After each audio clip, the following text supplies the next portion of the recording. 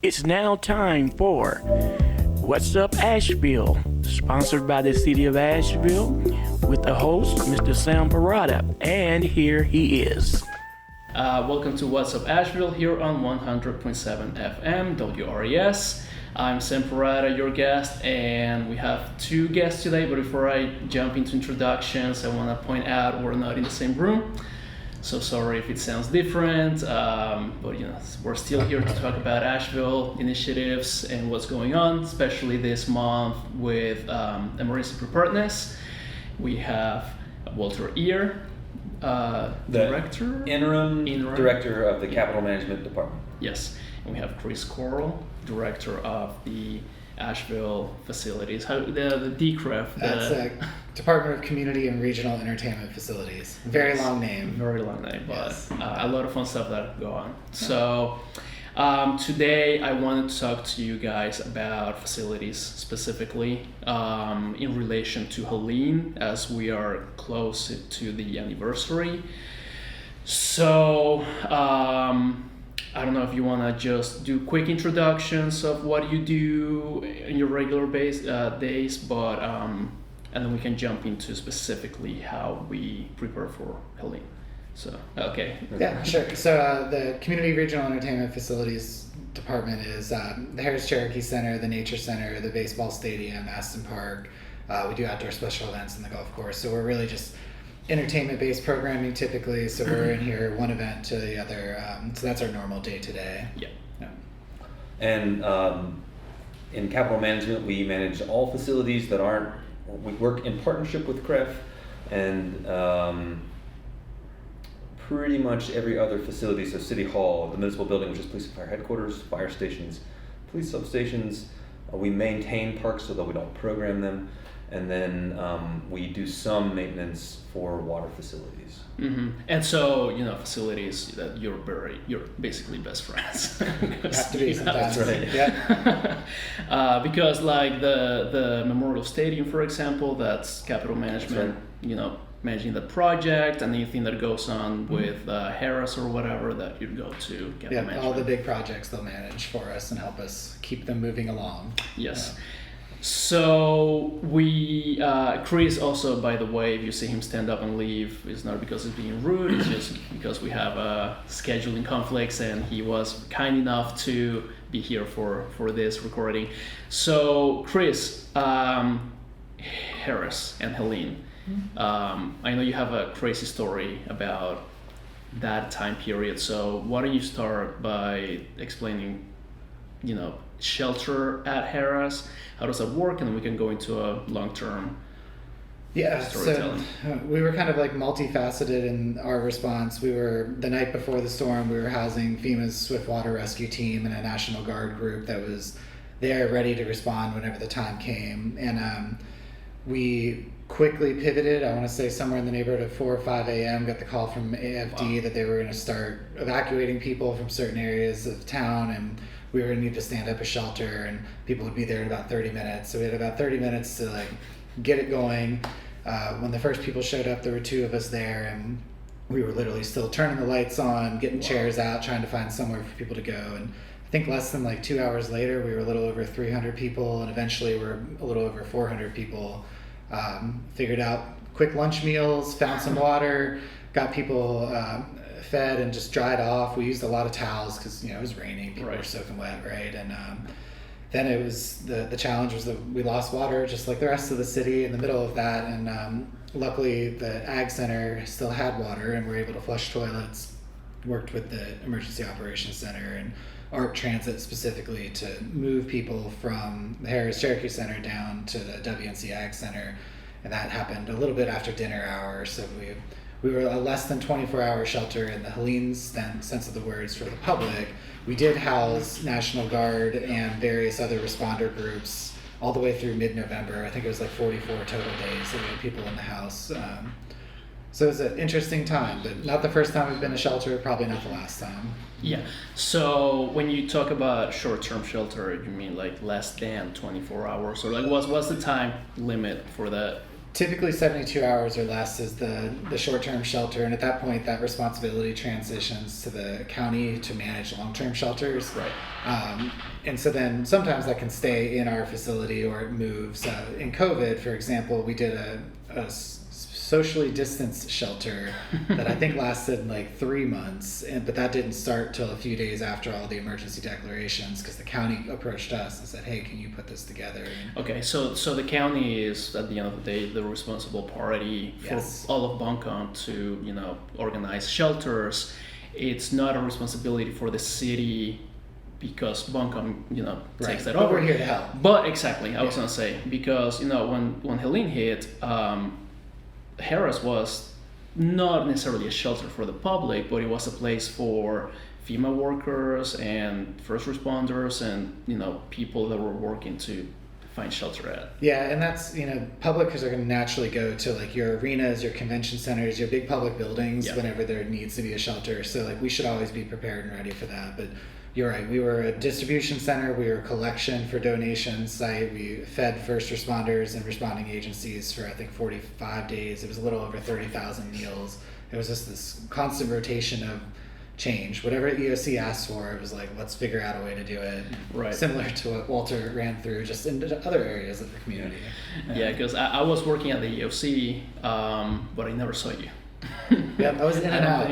I don't think I ever saw you, but I knew what you were doing because it was part of like the daily information sheet and stuff, like how much water is being sent out, how people are being fed and stuff from the Harrah. So, and you put that together immediately. Yeah, I mean, like everybody, we did it all on the fly, and I actually completely forgot. Yeah, we did the direct distribution of water and supplies for about a week out of the building, and that was a combination of public works trucks, volunteers, the Asheville tourist staff came and helped us Oh wow. load things up, and we had art drivers driving these dump trucks out to communities to help hand out water and supplies, and we took orders, and then the next day would send whatever the order had, dog food or diapers or whatever it was. That was a wild week or so. How were you getting food? Donations. Just donations. It was before any of the FEMA food or water showed up, so we had donations that came in from the general public, from Publix grocery store, from Ingles, Harris Teeter. Like we were literally getting semis just showing up to the building that we didn't know were coming, and we just unload them, sort it, and then put them on trucks and send them back out to pocket neighborhoods. Yeah. So if in the future, hopefully not ever, but if a situation like Helene were to happen again, do you have expectations of how Harrah's will be used, or is kind of up in the air? Yeah, I think we do, and I think that's definitely where Walter transitions in. So what we didn't have is like full backup generator power. Like our backup generator currently does lighting, and that's it. It doesn't handle refrigerators. We didn't have the ability to flush toilets whenever the water went down because we have pressurized system. Yeah. So how do we integrate some just general mitigation, and like how do we figure out a way to exist for say 72 hours or maybe a little bit longer without utilities? Yeah. And how do we do that and integrate that in? And that's definitely a project Walter's working on across the city. But I mean, also like in terms of you expect Harrah's to become a long-term, like. It really depends on the situation. On the situation. Right? The last venue I was at after Katrina, even though we were in North Carolina, we were a long-term shelter for like 4 months. Okay. And it really depends on like the availability of the building, what's happening here in Asheville, and what the general public need is. Because unless there's a declaration of emergency from like the governor down, if we have events contracted, we need to do those events. So it really depends on the scope and scale. I see. Yeah. So, if you're listening in the future, if you need a shelter, my biggest advice is to reach out to the county, go to county pages and find, see where you can find the closest shelter. If there's a situation where there's no power or no signal, no water, anything like that, what do you think? Do you think people could show up to Harrah's as a place to be safe momentarily and then find somewhere else to be? Very likely, or at least be directed to where to go. The name of the game, everyone should have enough in their home to go for 72 hours. Yes. You should have enough water, batteries for your flashlights and like dry food, like you should be self-sustaining for 72 hours because the scope and scale of what could go wrong and government response and Red Cross and all these groups, like it takes a couple of days to like build it, right? So you need to have a little bit of ownership for yourself too. Yeah, and we talked about that on the last episode too. Have your emergency kits, have a plan really, and maybe part of that plan could be meet near Harrah's or something. But be wary that the city is doing other stuff and not necessarily shelter 24/7. But big thanks to you and your staff. I mean, you did help out a lot. So, and you managed to get that all together very quickly. It's very impressive how Harrah's just turned into what it was during the storm. I mean, it's all just an event, right? That's what I keep telling people. It's just a different type of event, and that's what we do every day. So it's just changing what the type of event is. So were you using your staff, your regular staff, as volunteers? I say volunteers because they were not doing their job that they, are being paid for, but... It was a mix. It was mostly our staff. The Asheville Tourist staff showed up and really jumped in, and then we had people from parking services were helping run forklifts for us, and we had volunteers off the street sorting supplies, and so it was a mix of our staff and others. A lot of our staff was actually, once the water sites got turned on, we're managing water sites throughout the city or helping staff those. So. All over. Yeah, all over. That's how I feel we were at that time. Everyone, yeah. I didn't see you either that much at the EOC, I think. EOC. Or I don't remember. We were on different shifts, maybe. I was at night. I was night day all the shift. time. Yeah. So I was also day. Yeah, when you heard the evacuation notice, that was me sending that out. That night off. I remember that very clearly. But yeah, I don't remember seeing you that much. Do you want to tell me a little bit of your story during the storm? Yeah, I actually went that morning during the day of the storm. Went down to drive. We have some facilities in the River Arts District. Yeah. And just curious to see how they were doing before the storm hit, or at least get an idea. Yeah, and a River Arts Place just passed design contract last night, and a couple other facilities in the area. Nothing. Maybe it was just gonna be another storm like others. If only. And if only. Full day in the EOC. I remember hearing on the other side in the EOC when the Harrah Center called saying we've got people showing up. Here's what we need to do, and EOC responding in accordance with that. So I'm at the logistics table trying to help figure out how to get various supplies, or really the name of the game at that point for us, once water went out, was finding porta johns for first responders and staff, getting it over to the EOC. Without communications, it just makes it really difficult to find those providers who don't have their own supplies and their own equipment near the river. So we managed to find a provider that was just very happy to help the city provide that service. So it became a game of how many do you have, how many can you find and put in different places, and then actually physically getting that set of porta johns delivered to the place where it was needed. When you don't have internet or phone, we're just so used to calling and saying, where exactly is this supposed to be? Just open the map. Just open the map. Just open the map. Right. Just getting home during the storm. Like when you got to the EOC, I imagine I was driving in the middle of it, just trying to get home because I got a phone call saying, hey, the basement's flooding. Yeah. So down trees, I'm just trying to think like, how would I get home if I wasn't? Even your normal paths to get there are just not marked. Yeah.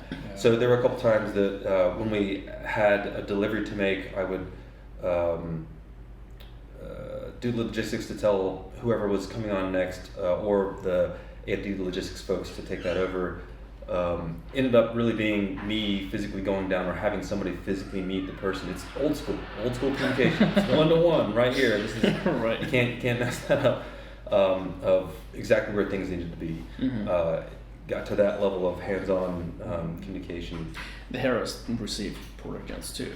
Yeah, and Walter's right. Thank we God. got one initially because that's all we could find, and we for like 3 or 4 days we had one, and we put it indoors to make sure that it wouldn't get overused, and it still got to the point. It was When we forklifted that out of the building, it was a very memorable moment. Let's put it like that. But for this emergency, I oversaw in my day job before I was the interim capital management director. I was facilities management director. Yes. And before that, oversaw the construction of the emergency operations center, the Robbie Public Safety Station. So we just put that in November of 2023. Thank Finally God. done. It was the vision of the former fire chief, Scott Burnett. Thank you to him for having that vision and seeing that need. But not a year later, we put it directly into service. And I was glad, that we had it for the unfortunate situation, but I don't think that we as a city could have performed as well as we did. I don't think so. I don't think so either, because that really served as the hub for everything happening. Water. I was literally standing outside of the chief's office when he was buying water, and when he said the amount, my mouth just like dropped. I was like, how much are we paying? And he's like, we need it. Sign the check. Get the water. And that was like, I think on the second day. And so without that space, I cannot imagine having to work in our separate offices trying to get in communication with each other. Yeah. So huge props to you two for getting that building. It's all preparation. Yeah. So I think that, we were sort of detached from what was happening out there. At least for us, we were trying to, whatever logistics thing or your communication stuff that you were doing, you're here at your screen or talking to folks in the AOC, things are just changing so fast. But it became real when I go, it's daytime for me, so I go stand by the window that's looking outside, and it's like Woodstock with community members coming to us. We're, and I'm hearing at other fire stations that community members are coming to those locations because they're the only things with power, because we did a lot of preparation beforehand to ensure, again, very fortuitous, a lot of things.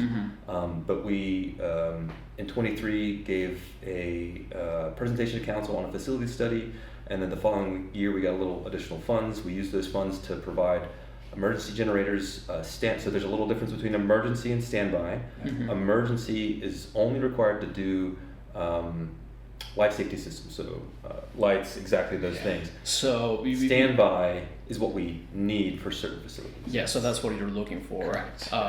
So hopefully, it takes time, but I know you have to go, so feel free to go meet your commitments. But thank you for being here, and we'll just talk a little bit more about what the Harrah's needs. But if you don't have any last parting words. No, thanks for having me. And like you said, like every department had a little role, and I think people listening probably don't realize how much of a role all these different departments had. And like sustainability is a prime example. You wouldn't think they had a role in emergency response, but they were so very involved in coordinating the volunteers and the water sites and the community care centers, and like you never would have guessed that.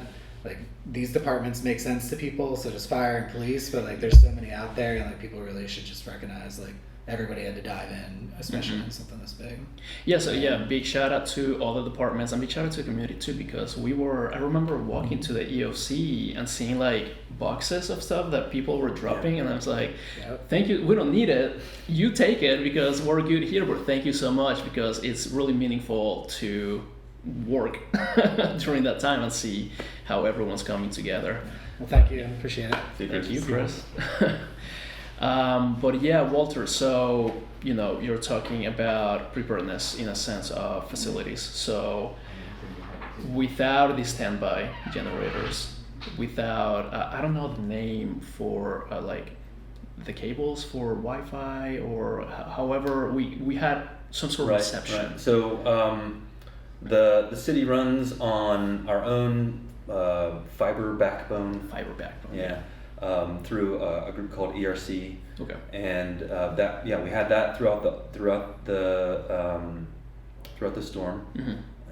So we were able to communicate directly with City Hall and the municipal building.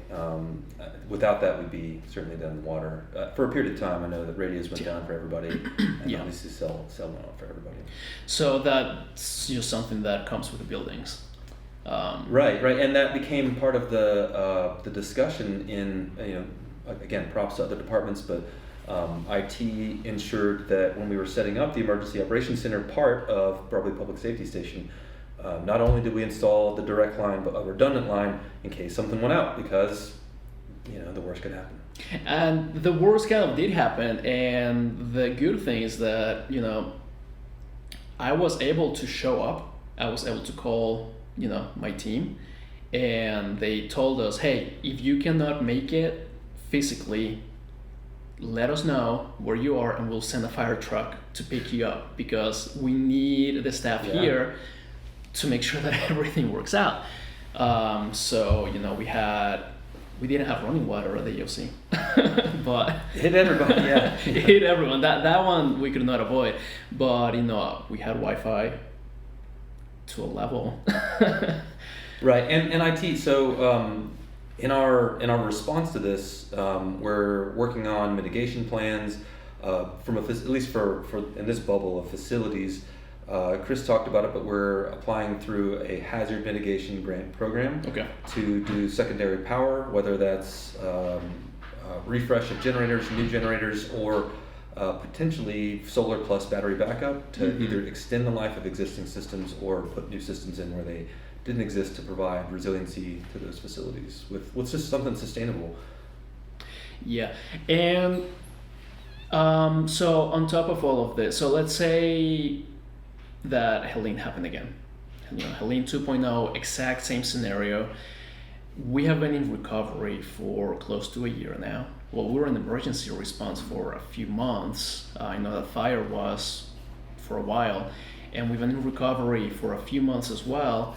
Are we right now in a place that if Helene happened again, we could recreate the emergency response that we did last year? Definitely. I think we have excellent staff. We're now real-time experienced in how to do it. I certainly think that we provide as good or better service now from an operational standpoint. Facilities, built environment takes some time. So during the storm, we had every fire station up and running except for 2, because we just didn't get to those generators. It just happened to be the schedule. But now they have fully operational generators. I would say, certainly the facilities will take a little more time to make more resilient, but from an operations standpoint, I would say 100%. That's good great to know. staff. That's good to know. Because I think one of the big things for me at least was, I don't know what's happening. I'm scared. And now if it happened again, I feel like I could just do it again. I'd rather not. No offense. But we'll have Wi-Fi between the buildings, facilities. We'll have just connection, and we'll have a hub.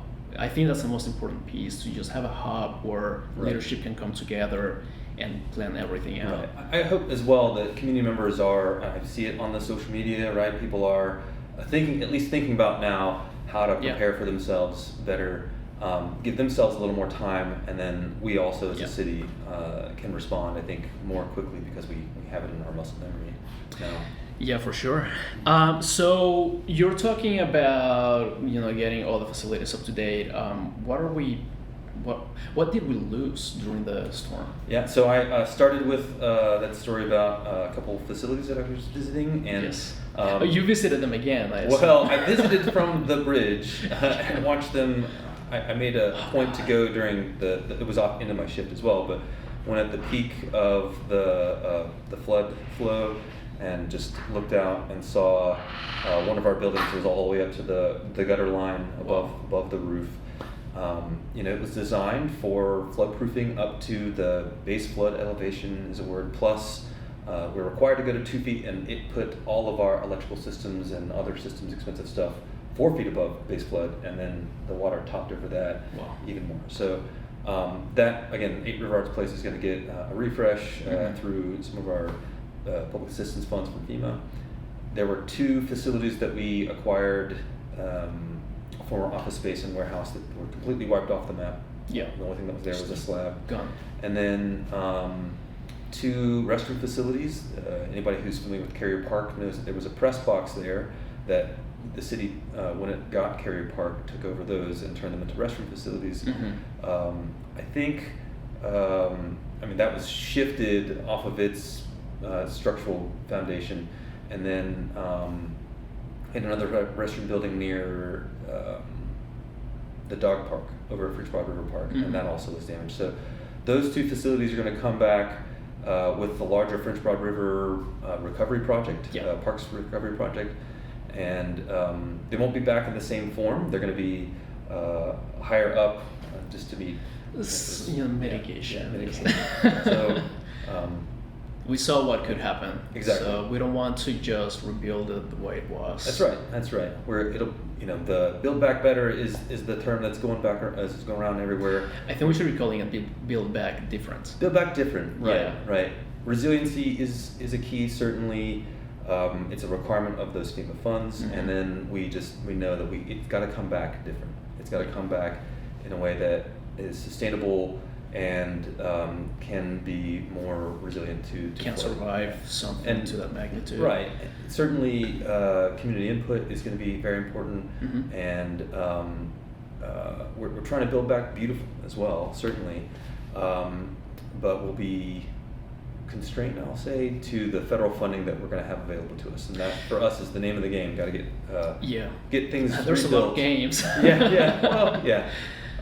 But for us on the rebuild side is ensuring that we can maximize federal dollars, that taxpayers locally, if we're fronting funds, then we're going to get paid back. So we ensure that we're checking all the boxes and making sure that we can recoup those federal funds.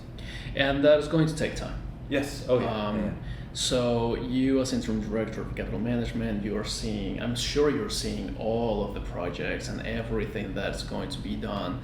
I keep saying on the show, I'm talking about CDBG-DR money, and we're in the process of starting to implement, which is great. It takes time because it's federal money. We cannot afford to do something that would make us lose it. But I always keep saying that it's going to take 6 years, at the bare minimum.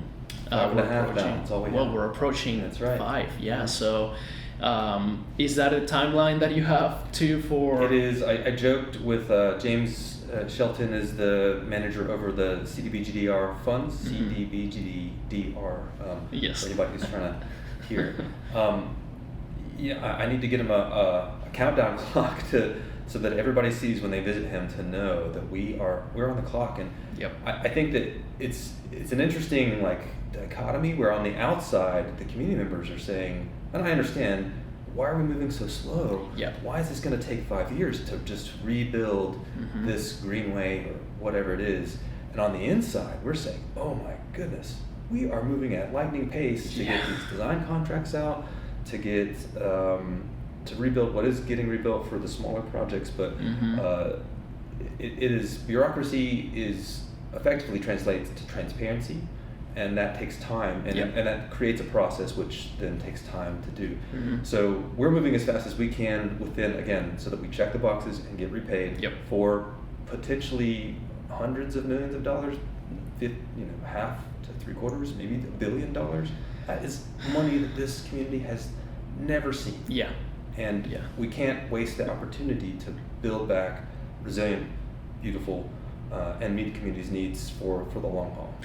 So thank you for saying all of that, because it's true, it's going to take time, and I know you have your team, and the city is working together. It's a citywide effort in multiple angles. It's not just capital management, it's also economic recovery for our local businesses, it's shelter and housing, it's everything, and all of it is happening at neck break speed.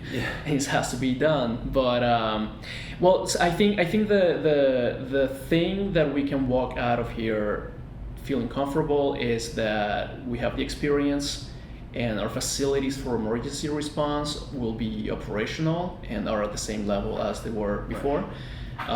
So, don't fear.